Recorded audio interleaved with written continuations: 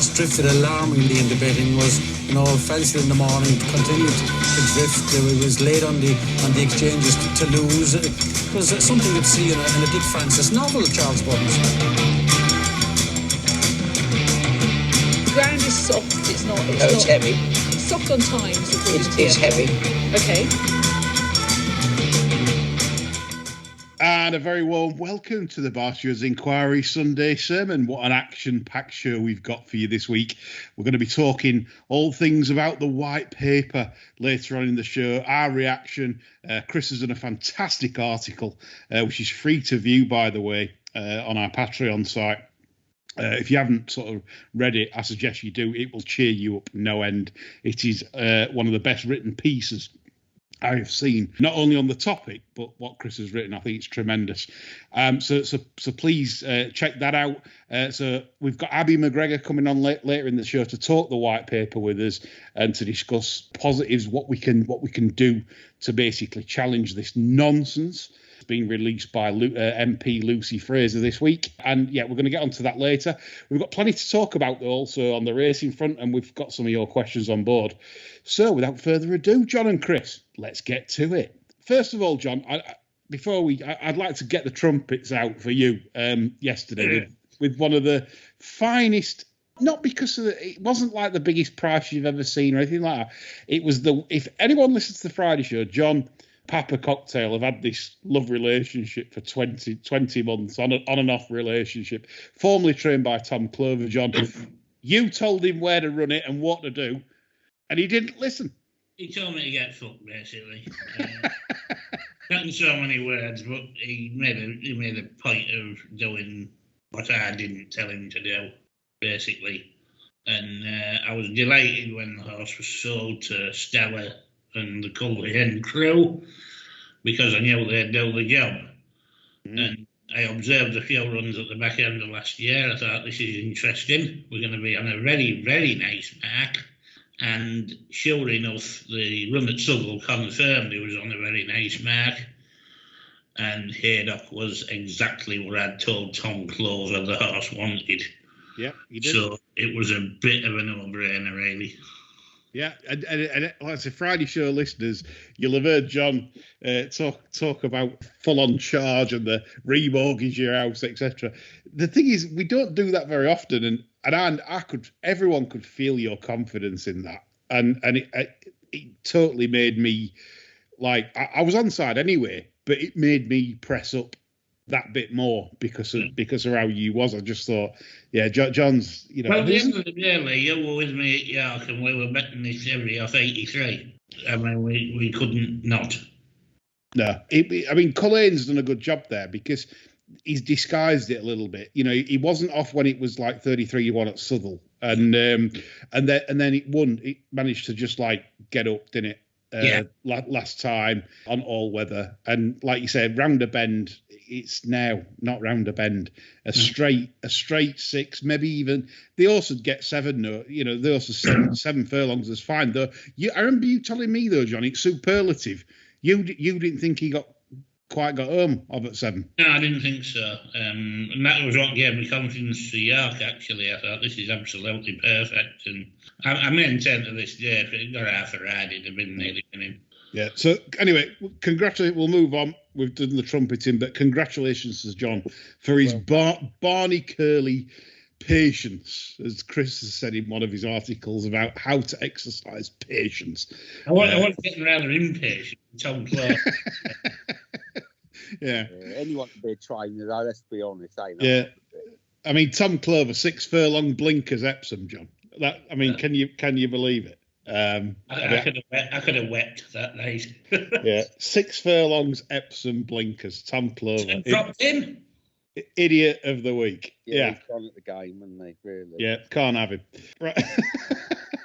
Right, we're going to move on to our first topic of the week, which has been brought up by Northern Gamblers and Alice Haynes Racing. Very upset today, for example, at Musselburgh, where they've been watering the track this week for good ground, according to the clock. They were watering for good ground.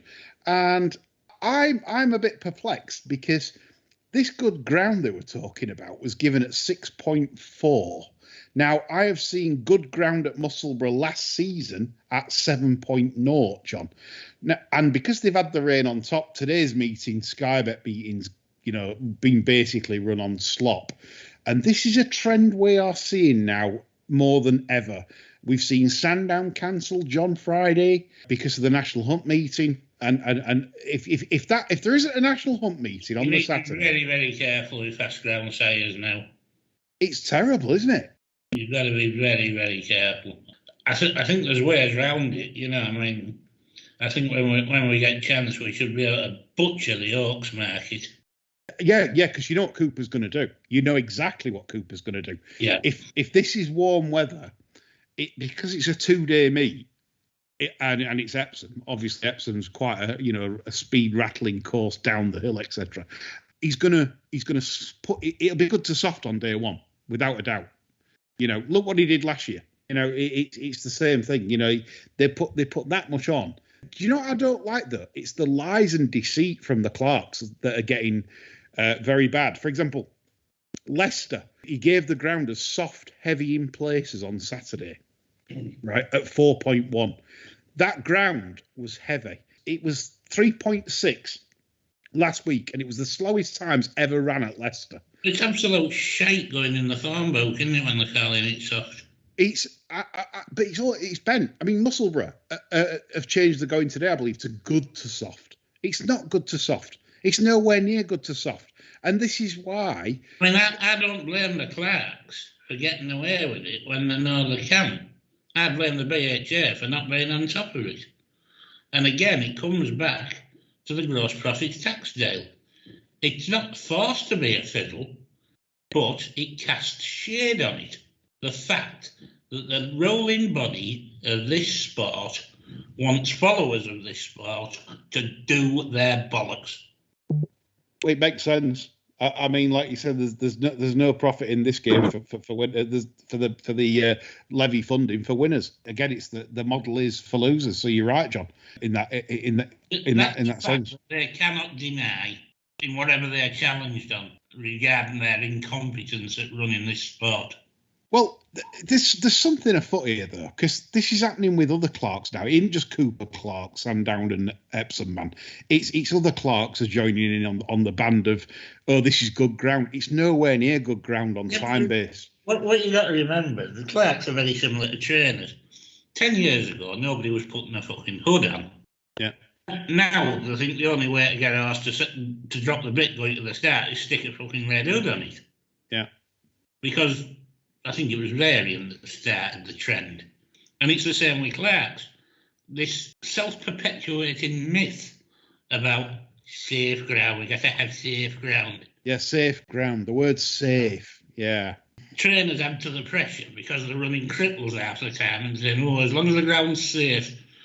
And the Clarks just put slush more and more on, and the BHA sit on the hands, which is the only thing that they're good at. And on it goes. And it will get worse. Yeah, you're right. I mean, there were last season when we were criticising the Clarks a lot, but then you get the Clarks comebacks where the Clarks will say, but there'll be like 45 non-runners if we produce fast ground. Because it's if it's drummed into trainers' heads. Oh, well, this fucker will break down on good to firm, fragile sort. And this is the problem that Clarks then listen to that and think, well, we don't want lots of non-runners, so we might as well absolutely put plenty on. So my advice to Northern Gamblers and other owners and trainers is basically use the Turf Track going stick archive and form your own opinions. The fact that Alice Haynes, if you're listening, drop us a line and come on the show. As a fairly new trainer, I'd be very interested in your thoughts as regards the standard of clarking and the standard of going forecasts. Agreed. Yeah, a professional trainer on the show to tell us if we're spouting nonsense or common sense on the ground.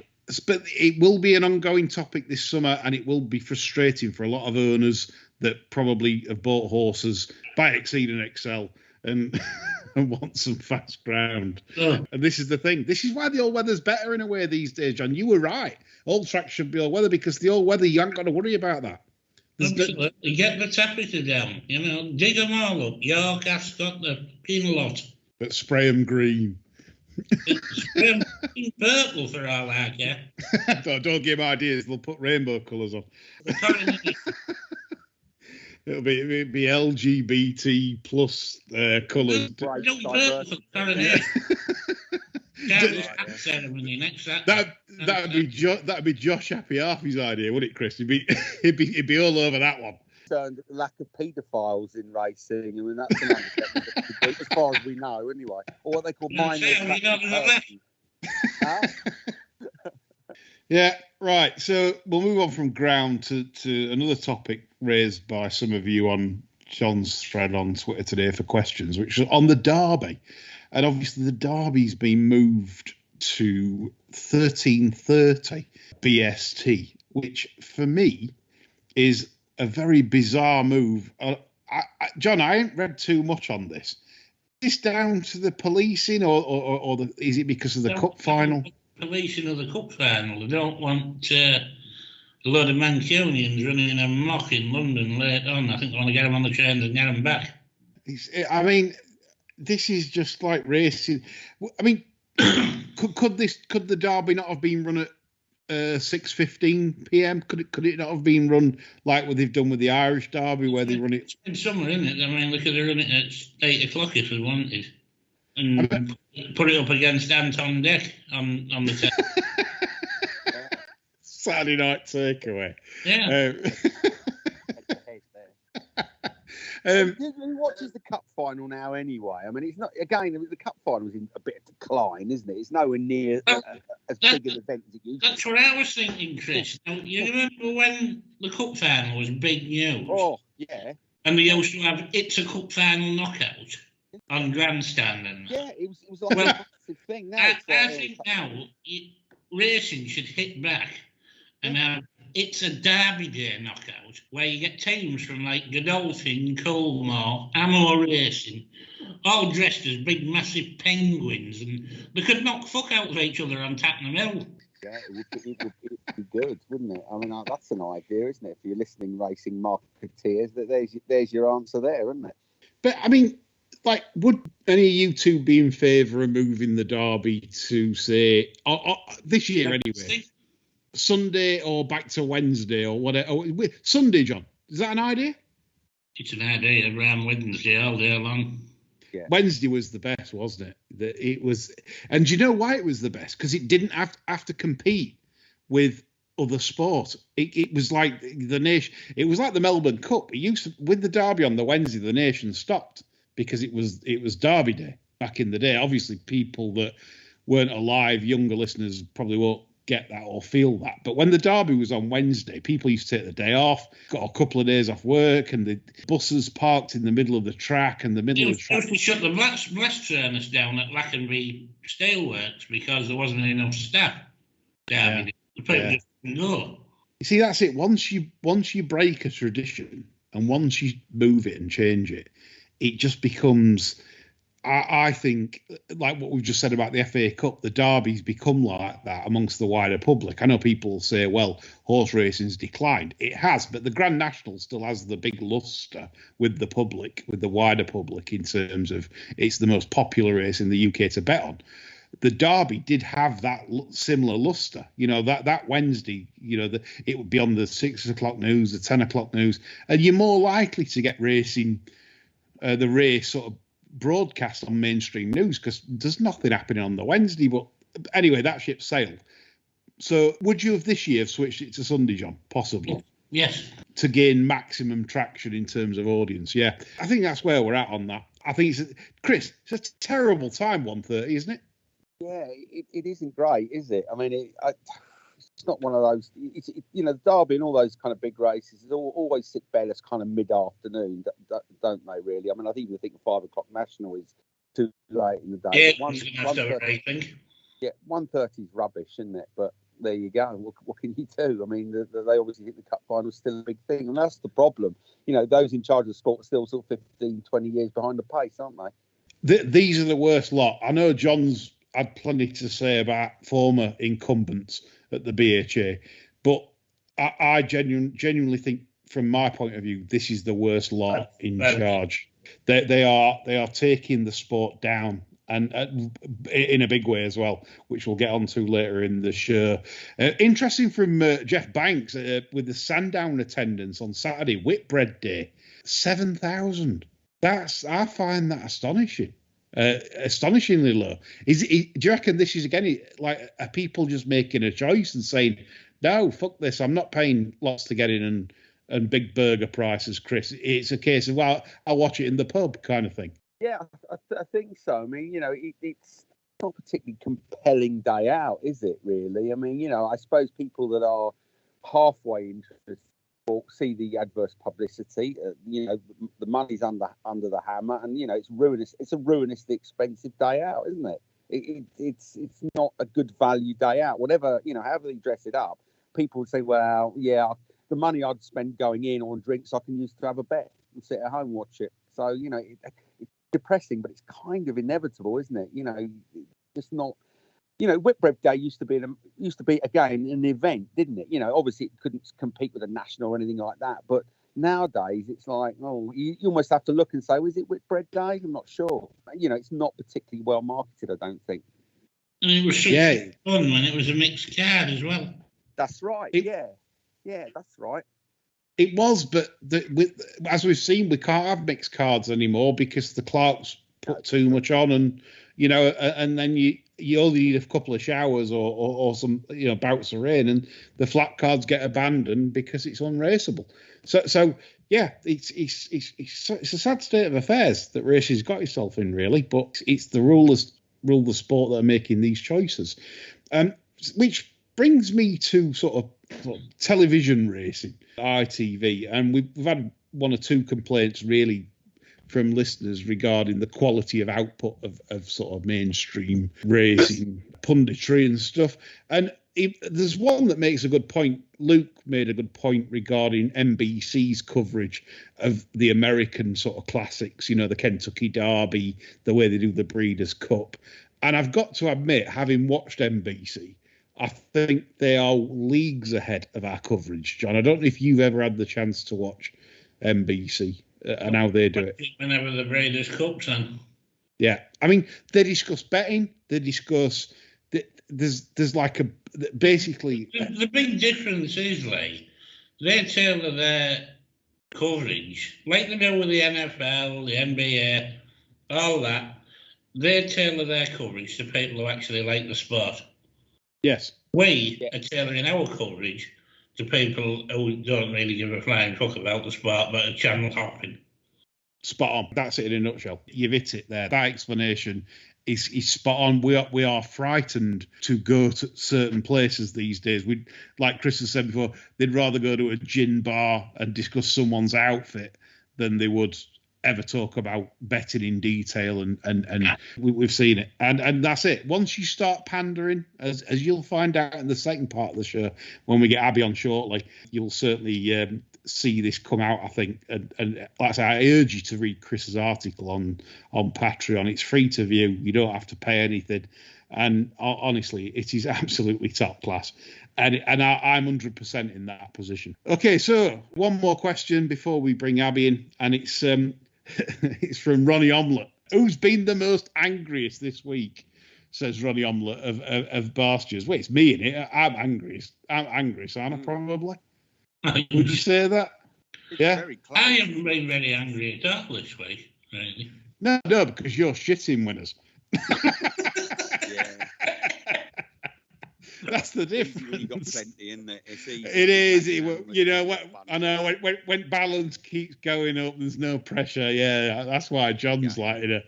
But I probably agree with me. I think I've been the angriest. Few spats on Twitter. Love that. Yeah. So to me, it's you, isn't it? It's you by easy half length. Okay, so in part 2, we're going to be discussing the white paper, and we're going to welcome Abby McGregor.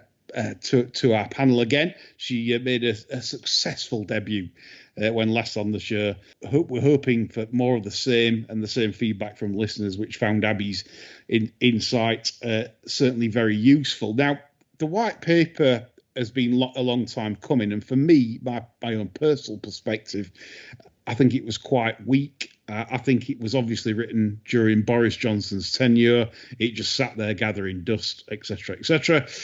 And Lucy Fraser, the new MP for the DCMS, she has added probably her own twang, having spent time with Gambling with Lives, etc., etc. And we're now in a position where punters, according to their proposals, are allowed to lose £125 in a day before getting a cheque, and £2,000 over a 3-month period, worst case scenario.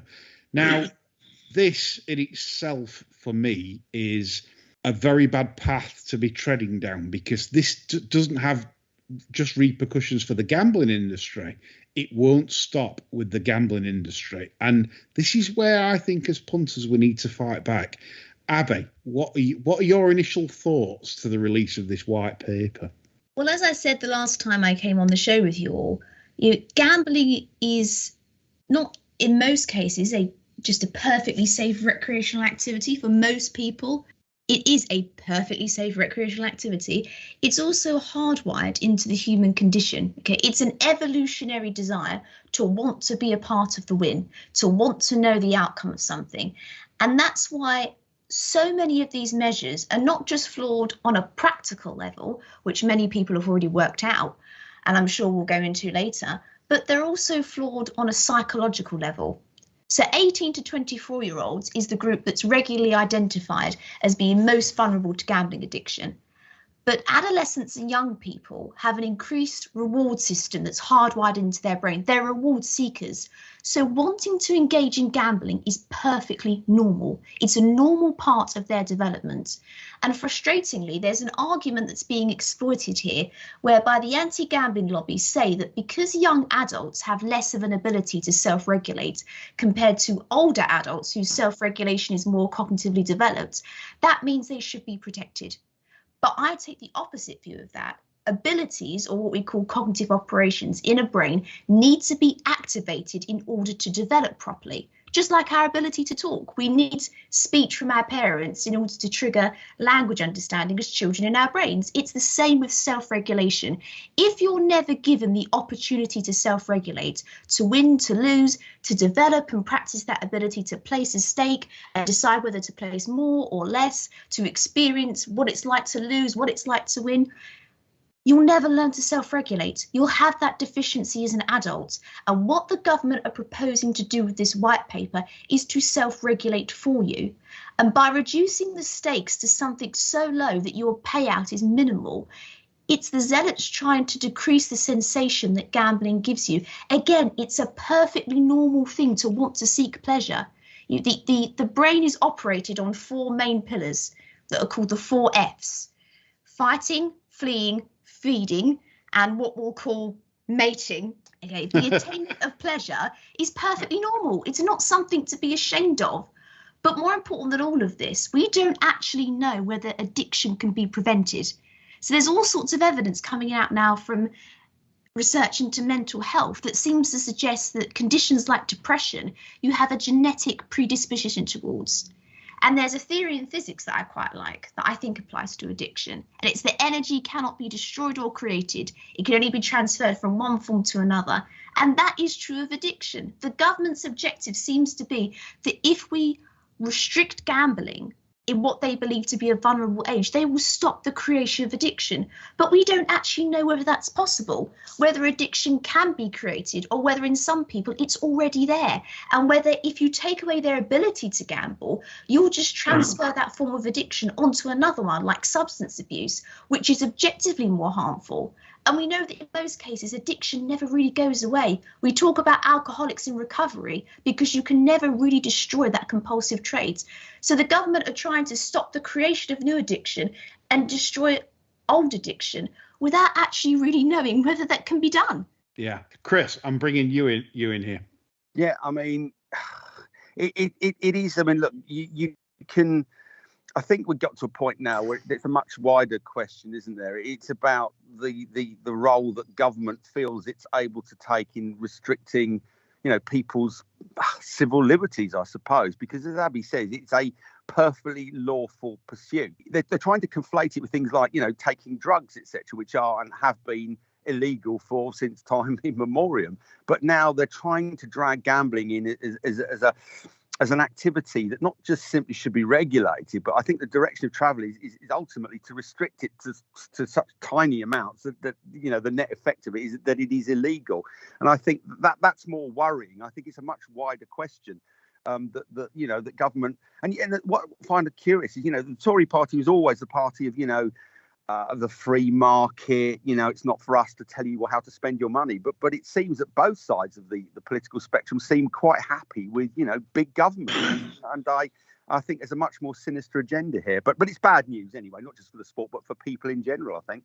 Well, just on that topic, I saw some comments from Oliver Dowden, former Minister for Sport, so it has some relevance. And he did an interview, I think it was on Sky News, and he replied and said, it's the government's job to ensure that people are safe. I've never woke up in the morning and thought, do you know what? The government will keep me safe, or that's it's my personal responsibility to do so.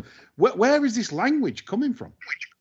No, I mean, there's a quotation from the white paper that I find particularly troubling, and it says, "We want to empower people to make informed decisions."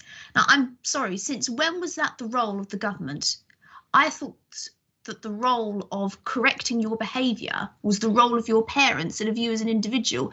Empowering people is the opposite. It's a lack of government, and the anti-gambling zealots can't even decide among themselves what the rate of problem gambling is. So the Gambling Commission say 0.2%, Gambling Aware say 2.7%. Just that difference alone in those two figures is enormous. And in the same annual report, they found that 5.9% of people surveyed gamble on the horses and the dogs, but up to 44.2% gamble on the lottery. Yet the white paper predicts a loss to the horse racing industry of £14.9 million, which is a huge figure, even considering it's an enormous underestimation.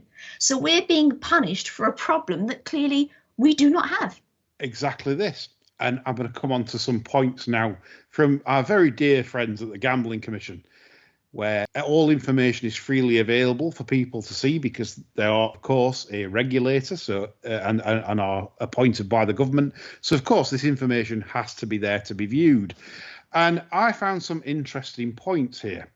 The Gambling Commission have had access to bookmakers' data where they have discovered that out of 5.87 million online gamblers, that 189,000 people have lost more than £2,000 over a rolling 90 days. The government, who seem to be sided with the gambling harm groups on this, which is quite surprising given it's a Conservative government, are saying that, well, that's only 3%, 3.27% actually, in terms of numbers. Gamblers will be affected. But when you view it as 189,000, that's a lot of gamblers that are going to be seriously affected by these potential measures that are going to be brought in. Now, added to that, Gambling Commission figures, so like Abby's just mentioned there about random figures in terms of gamblers with harm. By the way, academics will extend that gamblers with harm thing to suit their agenda. Make no mistake about that. But apart from that, it's 0.3% according to the Gambling Commission. That's on their website, that 0.3% of gamblers suffer harm. So we're dealing with 3% that will be affected, genuine punters that contribute to the levy, etc., etc., etc. Again, it's the sledgehammer and walnut situation where, so out of 10 gamblers, maybe one might be affected in terms of, suffering from harm or basically whatever that definition is. I don't know. We haven't got a threshold. But 10 punters will be affected. For every one, there's going to be 10 punters suffer due to this. What on earth? I mean, these are statistics that are on the Gambling Commission website. I mean, Abby, what are we saying here? Well, I think that actually we need to look more broadly at how these characters operate, how the zealots and the anti-gambling lobby operates. So this legislation is primarily focused on slots. But as you've said, that doesn't mean that the horse racing industry shouldn't be deeply concerned about the direction of travel, because make no mistake, punters will be affected by this. The suggestion that they won't is for the birds, because the end goal for these prohibitionists is to ban gambling. They can't come out and say that, because that's massively at odds with public opinion. Most people are sensible and they disagree with outright bans of things. And there is not, unlike something like, I don't know, Class A drugs, heroin, there's not a widespread consensus yet that gambling is bad for you, because so many people do it themselves. So what the anti-gambling lobby have done is they've broken it down into smaller chunks that are easier to sell to people. It's just the slots. It's just casino products. It's just a maximum stake. It's fine. You will still be able to gamble. It will be frictionless. Don't worry. But each step gets you closer to that end goal. So today it's slots. Tomorrow it's games of skill. Today it's no gambling advertising on football shirts. And tomorrow it's no under 18s allowed on the racecourse, should their eye see more than 30 seconds of the betting ring. And this is the thing about this incredibly effective technique that the antis have utilised. This only ever moves in one direction, up, more regulation. We will now never return to a world without maximum stakes for under 25s on a slot machine. And a lot of people I've spoken to about the white paper, they've quickly identified how completely impractical it is, and how when the screws are put to it, it will completely crumble. It's supposed to. These proposals are purposefully designed to be utterly nonsensical when met with the slightest scrutiny. The first set of regulations can never be allowed to succeed. They need to fail so that measures that go further can be justified later. They're just the pawn in the end goal of banning gambling. Yeah. Abby, what do you make of the fact that Chris mentioned in his article about lived experience? It's a new word, lived experience now, to describe people suffering from harm, etc. So Gambling Commission have got a lived experience panel. And what we found interesting, and this, like I said, all you got to do is go on the site and have a look, that 5 out of the 6 of the lived experience panel were all involved in gambling harm groups. The only one that didn't declare anything. They just put no on the questionnaire, right? So 5 out of the 6 were involved with gambling harm groups or gambling harm enterprises. Now, how on earth can then you come to a balanced conclusion on lived experience, Abby? Well, I mean, absolutely. And this you only have to look at the response by MPs to the statutory levy to see that this problem is so widespread. So let's start off with why it's called the statutory levy. It's called the statutory levy so the wider public won't actually understand what it means.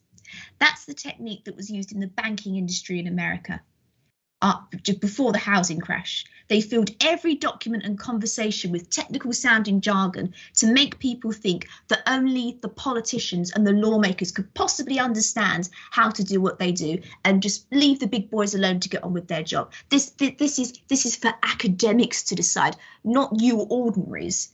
Okay?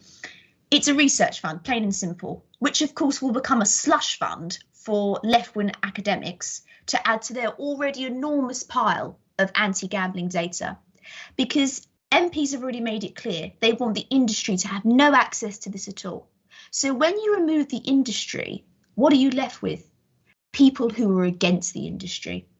And there's no greater demonstration of that than in the whole of the white paper, they've squeezed onto one single page the benefits of gambling, despite the fact it brings in an enormous amount of tax. Now, so already you can just see that complete blatant bias. And of course, they make a big thing over the fact that there is no real definition of a problem gambler. How would you define a problem gambler? That's why you've got all these random stats. That's why you've got so much data. Because if someone drops dead of a heart attack, then that's an easy thing to define, that cardiac arrest.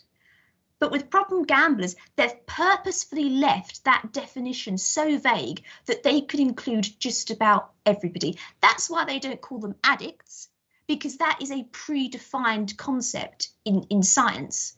So they call them problem gamblers because you can add any Tom, Dick and Harry to your stats to beef them up a little bit. I mean, John, this is the thing, isn't it? That this basically now is a pathway that they've decided that and the BHA are welcoming this like turkeys at Christmas. Is this right, John? The BHA are just proving themselves day by day to be bigger and bigger idiots, aren't they? We've said for going on 3 years now that they've no understanding of the funding of the sport, how it works, and they've no intention of growing that funding by the means necessary, which is by the promotion of gambling, not putting it on the back burner like they do with the TV coverage, with their own coverage, their own marketing strategies. You never hear betting mentioned. It's the dirty word that the BHA won't utter. And when that underpins the finance of your sport and your regulator feels like that about it, you're in desperate trouble. Indeed, but I think we're going to pivot the show now, because there are certainly punters out there saying, I can feel them out there. What can we do? What can we do? How do you take on billion-pound corporations? How do we change this nonsense into absolute, I'm trying to find the right word, sense, common sense? You know, we've already discussed the stats, but these people aren't to be debated with, Abby. I don't believe that we can sit round a table with the zealots and have a sensible conversation. Would you agree with that? No, I mean, I agree. And I think it's, you know, we don't want to get into a conversation where all we're doing is fighting stats with stats, because stats and facts are good when you present evidence. But what we're talking about here is we're talking about people's joy, people's elation, people's pleasure. We're talking about things that are hardwired into the human condition. That's more powerful than a fact and a stat. And I do think there's a way out of this, but it's not by coming up with some excellent research documents and some fancy kind of dialogue full of positive stats and statistics. I think it's more of a movement that we need. And I do think that there is a way out. And I think the horse racing industry could do an awful lot on this. Now, I think that the horse racing industry can protect itself by presenting a very different image of itself to the government. Now, the horse racing industry would do itself a favour, both in terms of its long-term success as an industry in its own right, and for the sake of differentiating between games of skill and games of chance by returning more to the sport. Now, a lot of emphasis in horse racing is placed on the entertainment factor of spending a day at the races. It's a great day out. But fun and entertainment are also linked with games of chance. It's no bad thing. We can't take away the fun and entertainment from the sport because other sports have that too.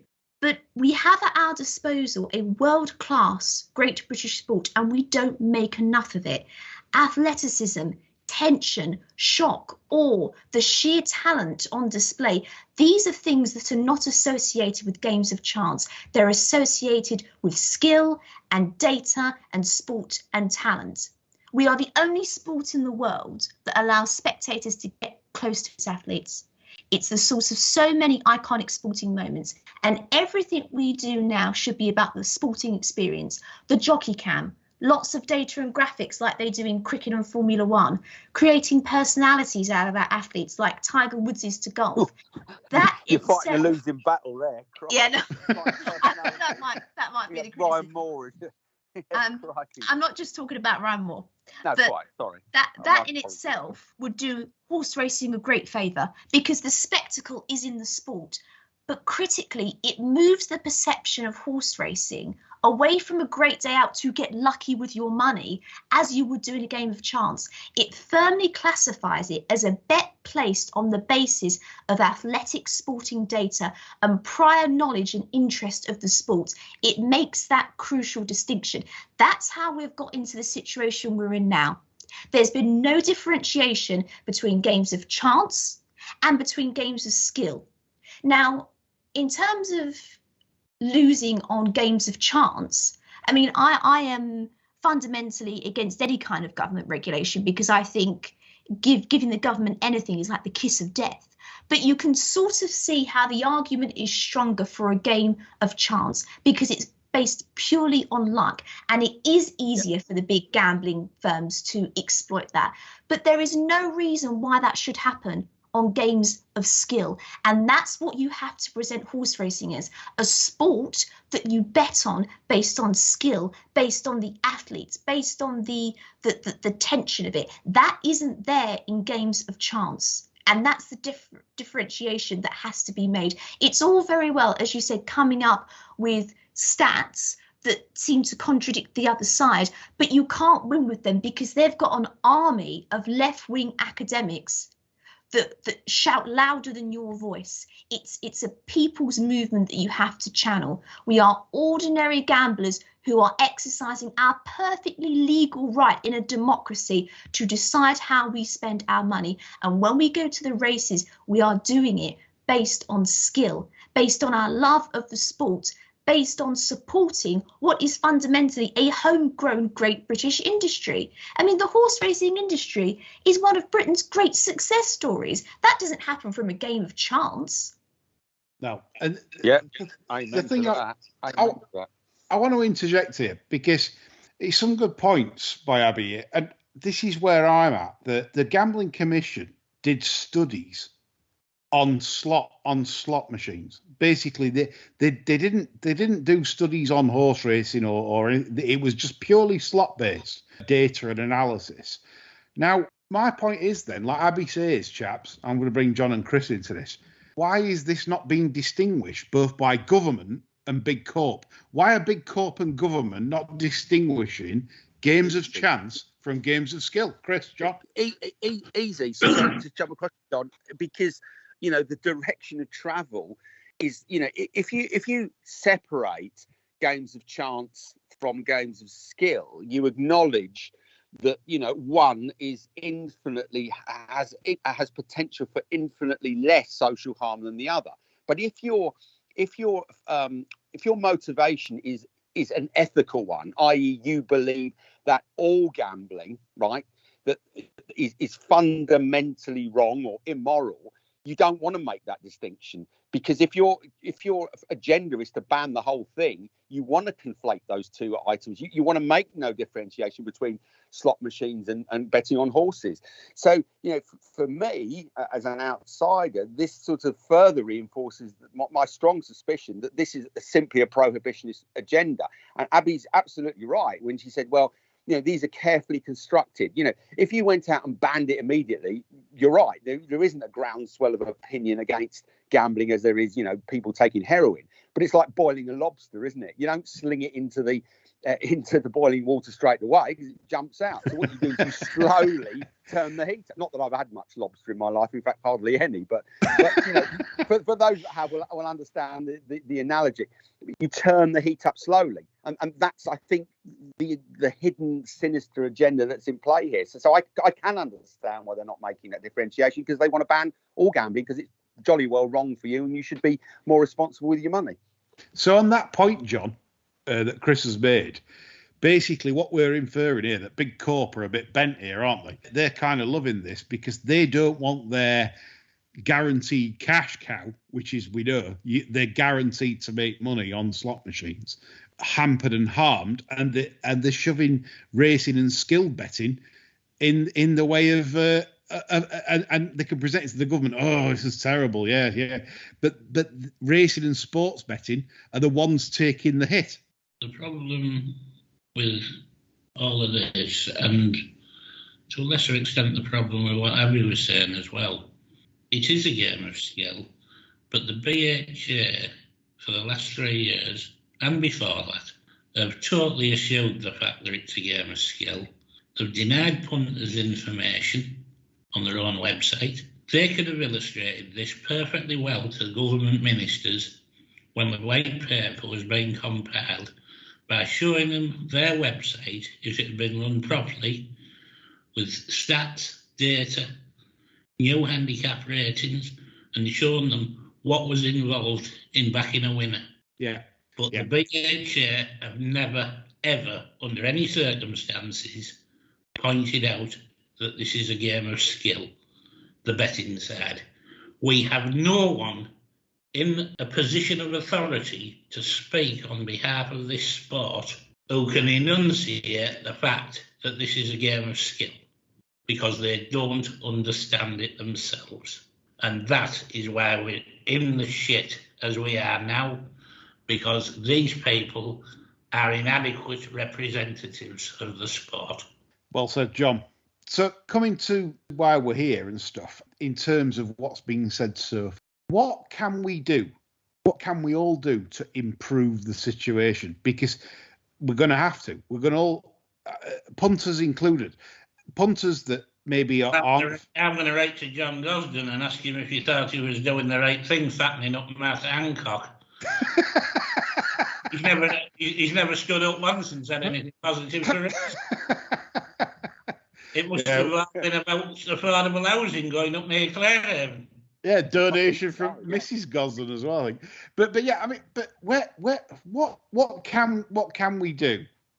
I mean, a group surely I think tackling Big Corp is an immense task. Clearly, if Big Corp were right, we've had the white paper released. Where are Big Corp? Like Delia Smith, where are you? Silence, which means they don't mind this. So clearly there's something sinister afoot here, and the only people that's going to suffer is the punter. But how do we convince the punter that's not affected by these measures, as in enjoys £5, £2, enjoys the sport, but isn't affected by any of these measures that are going to be brought forward? I think it's very early days to say where is Big Corp, because there could be things afoot behind the scenes. Possibly. Abby? I mean, I think that you have to make people realise that, I mean, as we've basically been implying, that it won't ever stop here, ever. So no. First they came for smoking, then they came for alcohol, then they came for sugar, then they came for salt. Okay, you don't like those things. Okay, you don't gamble, but eventually they will come for something that you do like.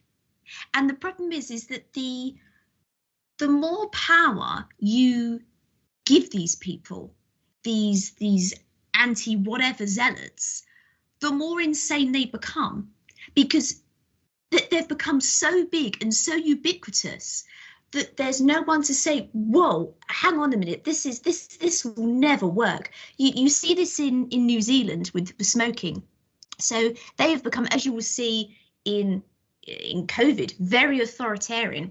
And they had an idea that to put pictures of a diseased lung on cigarette packaging wasn't enough. They were going to write on the actual cigarette itself that smoking is harmful.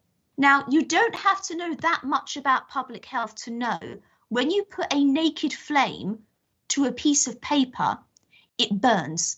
So as soon as you light up your cigarette, whatever's written on the cigarette is going to disintegrate. And the only way you'll be able to read it is if you've got eyes on your cheeks. So it's just a completely nonsensical idea. And so what I would run a campaign personally where I would say, this is today, but what's tomorrow? So when I was involved with the People Against Sugar Tax, one of the things that we were planning to do was to run a campaign where you were paying for your things at a supermarket checkout, but standing there was an inspector with a clipboard and a stethoscope. And it was sort of this is the future that you are allowing to happen by going along with these prohibitionists, because One day there will be someone telling you exactly what to buy, how to buy it, where to buy it. So the horse racing industry can do a better job of becoming more of getting back to the sport. The spectacle is in the sport. It's the thing that brought us to horse racing in the first place. That will firmly cement horse racing as a game of skill. But we need to do more in terms of it will not stop here. This will go on and on and on. People eventually got sick of lockdown. They got sick of being told what to do. They got sick of big governments. They got sick of nonsensical decisions that didn't add up. We have to get them there. We have to make them realise none of this adds up. They will keep going and going and going until they have so much power, they will never be stopped. Chris, right, coming back to you, because loved your article. Keep saying it. Thank But you. it was that good, and if you haven't read it, you're an idiot. I'm coming back to you because, right, this is the time now where we don't debate with these people. That we just rubbish them off, don't we? We just say you're an absolute fucking idiot. Yeah, you can't debate with them. You can't just say have a nice, sensible conversation and say, well, yes, we need to look after the people with harm. We've done that. We've said, but they want more.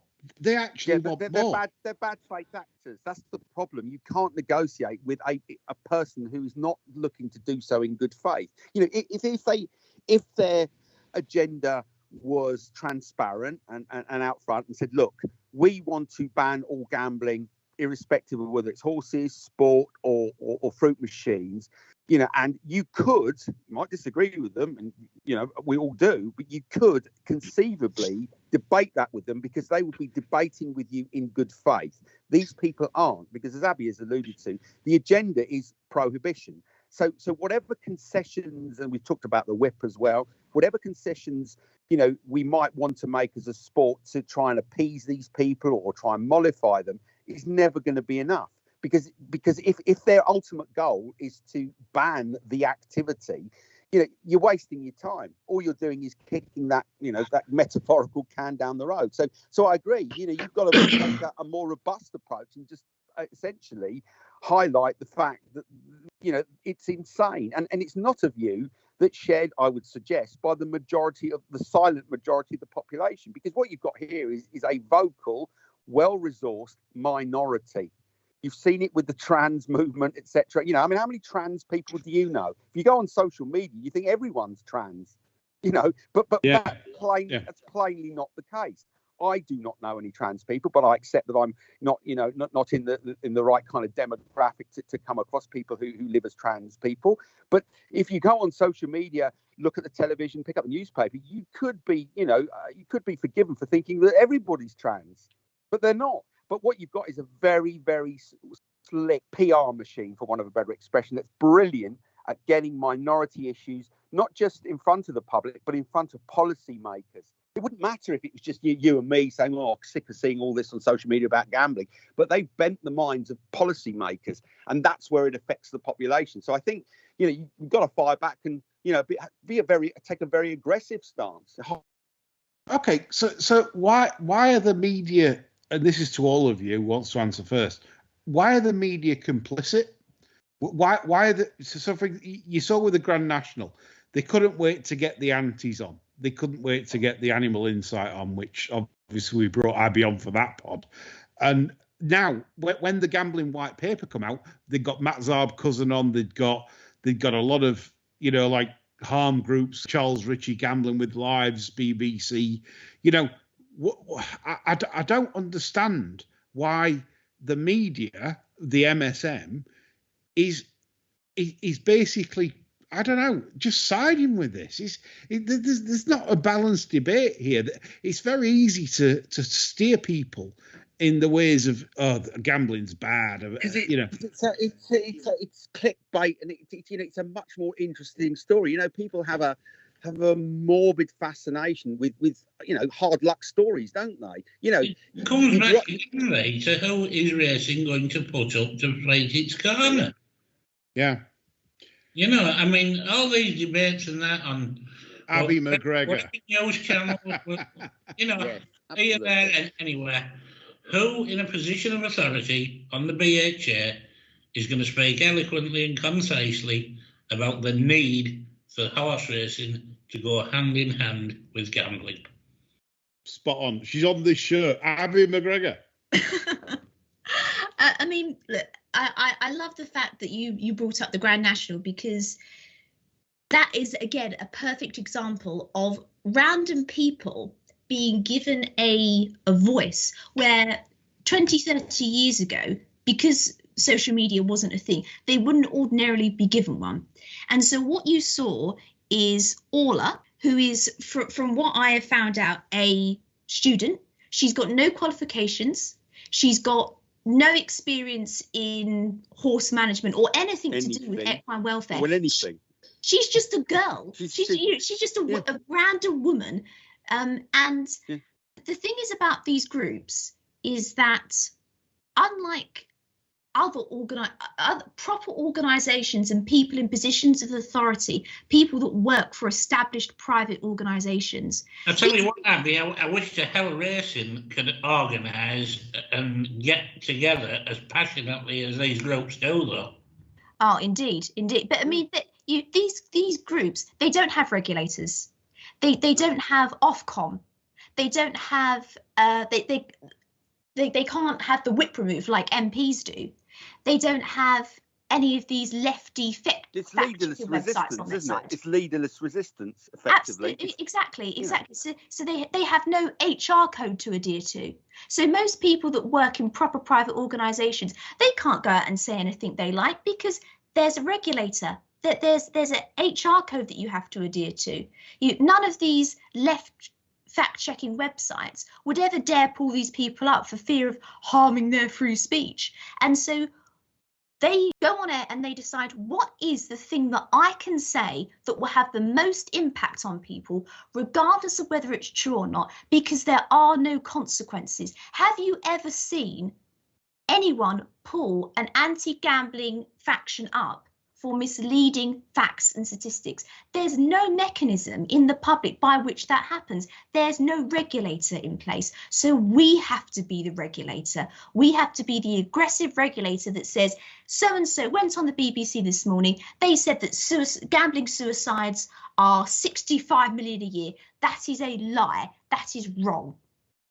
And as soon as we do that, as soon as we become the regulator and we point out the inconsistencies in their argument, because it's very easy to do, as soon as you ask them to justify their arguments, it unravels really very quickly. But you have to be there to do that. You have to point out the inconsistencies first. And that requires being a bit bold, but it's worth it because it exposes what they want to do, which is ban gambling. I would love to debate Carolyn Harris, and I would say to her at any opportunity, if I gave you a button to press that would ban gambling tomorrow, would you press it? Now, either which way, she can't win, because if she says no, well, she obviously wants to. That's why she's been fighting so hard. If she says yes, that puts her in a position to say, well, there you go, ladies and gentlemen. The anti-gambling lobby want to take from you your freedom to spend your own money. I think also, I mean, you're absolutely right.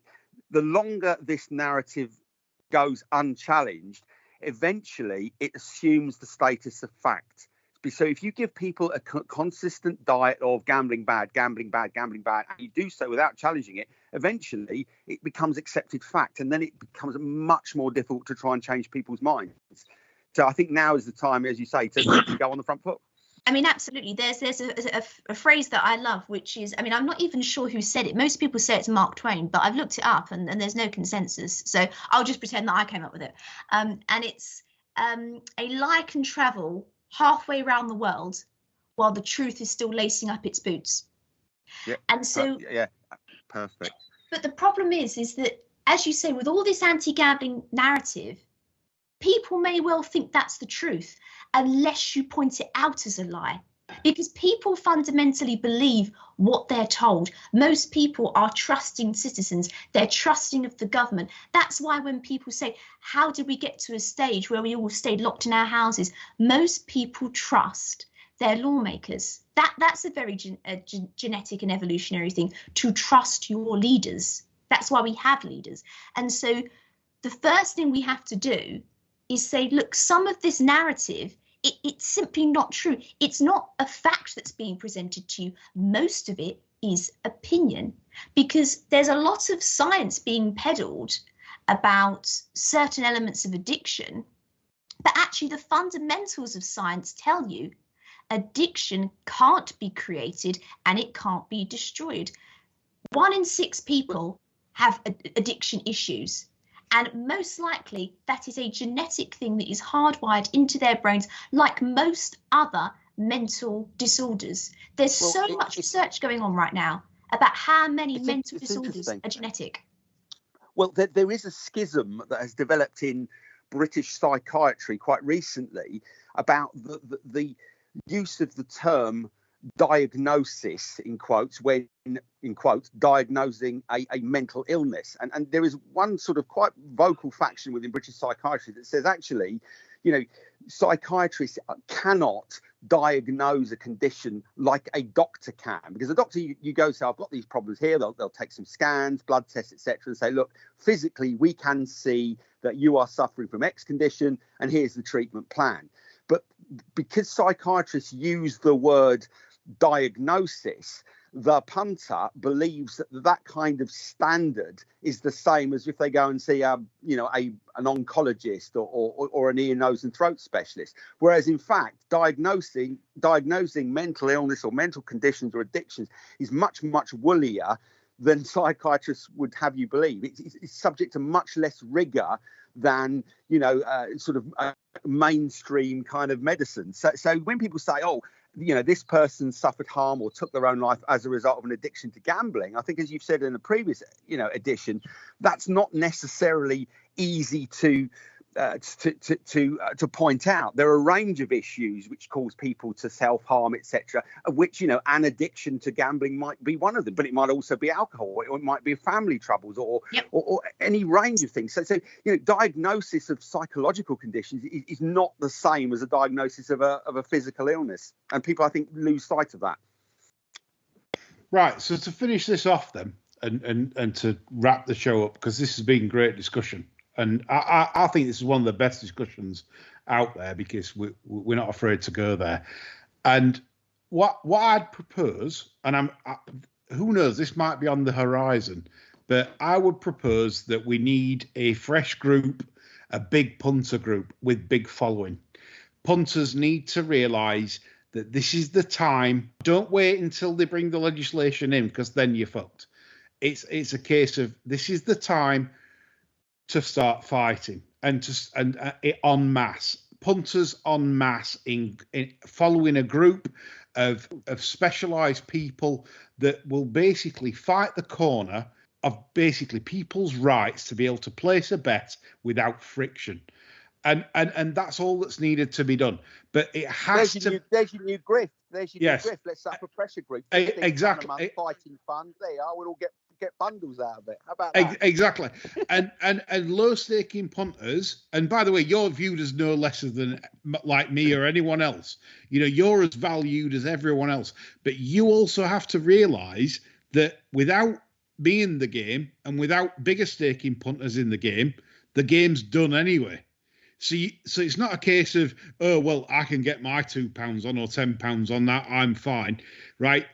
If I'm not there, and then 189,000, that's the number. 189,000 will be affected by these measures. They're not there anymore. They're not following the sport. They're not able to bet on the sport, right? How is your price then? Can you get the price on Betfair anymore? Can you get the price with the bookmakers anymore? It's a dying sport. And horse racing will go like bag racing, greyhound racing, because that's what they want. They want the first race at 9:15 a.m. and it to finish at 9:15 p.m. They don't care about you. No one cares about you. So you have to fight. This is the time to do it, because if you don't do it now, believe me, racing is finished. And that is from me, that's done it all my life. I've been in the game all my life, and I'm telling you, that is what's going to happen. So it's a time to fight. And I think this can be set up and done by good people. By good people. That's the only way we can fight big corp. I'm going to end it there. That's all from me, from us this episode. Abby, tremendous. Chris, tremendous. John, tremendous. That's all from us. Bye for now.